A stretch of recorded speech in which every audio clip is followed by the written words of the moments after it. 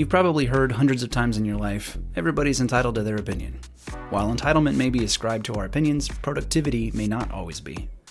We form our opinions through the lens of our experiences, training, and loved ones. None of those mean that your opinion is an accurate read on a situation, a person, an event, or anything really. It may feel right, but our feelings, better stated as emotions, are an evolutionary signal system and not a computer that analyzes data for accuracy. We have a higher mind for that sort of thing, and it usually functions best when emotions are minimally at play. This is the frontal lobe where we form thoughts, logical conclusions, and philosophy. It's where we collaborate, create plans, and map out our futures. Opinions can be formed from this part of the brain, and that still doesn't mean they're accurate. Let's start by trying to agree on the definition of an opinion. I think what came up when first Googled is pretty solid. 1. A view or judgment formed about something, not necessarily based in fact or knowledge. 2. The beliefs or views of a large number or majority of people about a particular thing. And 3. An estimation of the quality or worth of someone or something. The statement at the beginning of this video is a challenge to that often uttered cliche, everyone's entitled to their opinion. It's spoken frequently by those who reside in countries with free speech, who disagree with others and don't wish to pose a cohesive argument. It's also a cop-out, the weaker younger brother of agree to disagree, where at least it implies someone tried to discuss a way into compromise at some point. Not always, but often when people agree to disagree, they've at least tried to hash it out. Most of the time when I hear, everyone's entitled to their opinion, it's said in a condescending tone and infers that other person's opinions are wrong and not worth bothering with. I'm not proud to say it, but I've done it myself. It's usually in a situation where I have no interest in hearing the other opinion out. Sound familiar? Everybody may, in fact, be entitled to their opinion, but that in no way means they're right, worth hearing, validating, or even discussing. Want an example? Sure you do. The idea of genocide fits nicely into the above definition. Do you think those who believe genocide is an answer to anything are right, worth hearing, or should be validated? If you do, World War II called and it wants its dictator back. I am simply posing that perhaps, philosophically, everybody is not, in fact, entitled to their opinion. Whether entitled or not, everybody has them. I'm not going to trot out that tired trope that I hear so very often about opinions and what they're like. Instead, I'll challenge that opinion with another. I pose that since we all get to create opinions, we'd be better off making them flexible instead of rigid. Let opinions be open to new data, to discussion, to critical thinking. Looking at the definition, all three versions have what I consider to be the pinpoint accuracy of how opinions usually exist for people, in some kind of permanence.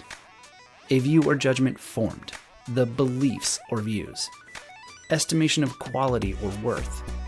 These are words that do not imply temporary, and if you think about it, you can probably identify a person or situation that you made up your mind about without too many facts to base it on.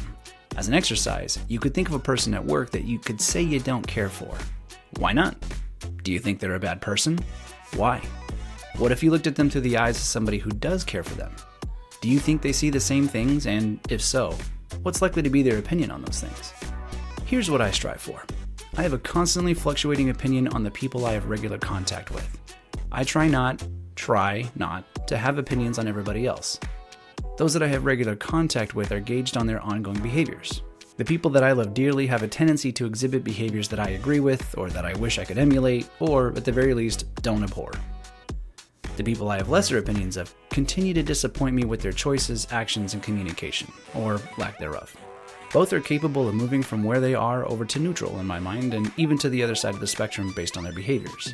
There have been individuals whom I disliked that I now have no opinion of, or even a more favorable opinion of. They've cleared the ledger by making more productive choices and acting, in my opinion, like a better human. Others have completely spanned my opinion spectrum and ended up on the opposite side. I've certainly had situations where I thought very highly of someone and they chose behavior that completely changed my opinion. It's a meritocracy, and it seems pretty fair. In all likelihood, those that are on one end or the other are most likely to remain there.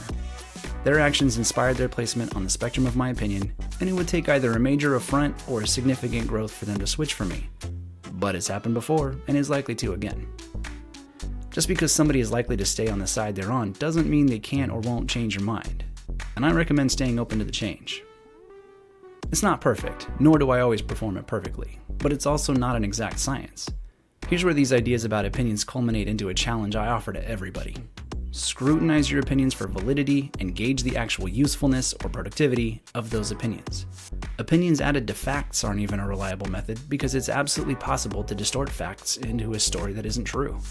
Ever assumed somebody was doing something annoying just to bother you? How about somebody cutting you off on the freeway? Did you think they spotted you from 5 cars away and went, "Haha, sucker, I'm coming for you"? Opinions can either be innocuous or dangerous, but they can often be cues to gather more information. They're a slightly more advanced emotion because you may have put some thought into this feeling, but because it's not entirely a fact, it's still just a feeling at its core. Did you get a chance to pull that jerk over and ask if he targeted you to cut you off? Doesn't seem likely. In that case, you don't have the facts. Here's where it can be dangerous. You go ahead and assume he picked you to victimize with his driving. You stew on it for at least the rest of your trip, if not longer. Can't stop thinking about how rude that was. You were minding your own business after all. Maybe it doesn't ruin your day, but it certainly brings you down a peg. You're a little snippy with the next person who doesn't see you before they come around the hallway corner, and you urge them to be more careful.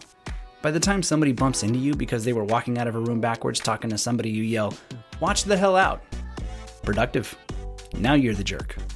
And, by the way, what if the guy who cut you off was rushing his pregnant wife to the hospital because her water just broke? Yeah, it's my favorite what if against road rage if you can't tell.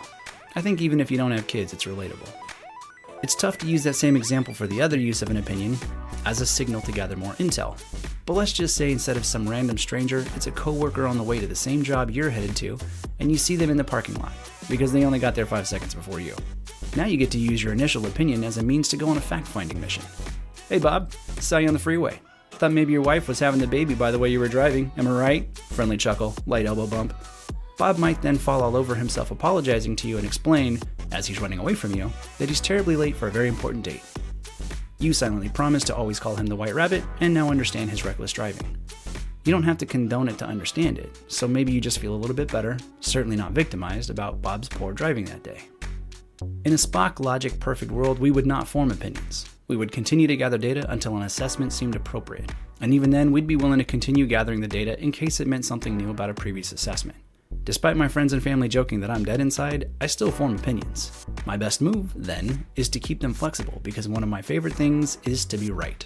I know I'm unique there, so if I keep being willing to gather data, it's a safer bet to avoid being wrong. I tend to only pick up debates when I feel fairly confident I have enough data to argue for an assessment. It has the added benefit of a few people thinking I'm right all the time. This couldn't be further from the truth. I just keep my cards close to the vest when I only have an opinion to go off of, or, better yet, I ask questions. Wouldn't it be nice if more people did that? You always have the option to lead by example. You don't have to play conversational double dutch like me, carefully biding your time to jump in. Instead, you can simply be willing to analyze your opinions, question their validity and origin, while being willing to change your mind. There's another popular label to this that's been around for years. It's called having a growth mindset instead of a fixed mindset. And you don't have to take my word for it. Research has been done and studies show that a growth mindset will actually enable better performance than those who maintain a fixed mindset. So if you're not willing to be able to change your mind for any other reason, you could at least give it a shot to be better at whatever it is you're trying to accomplish. The principle. Our opinions are not facts, even if they're based on facts.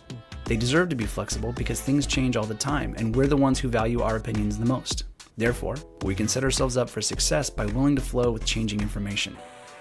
In this video, I mentioned not caring for someone and questioning why. If you haven't seen it yet, check out neuroassociations and how they impact relationships for more details on how that plays out. Thanks for watching the video and be sure to subscribe for more like it. Click on the notification bell to be alerted to new videos.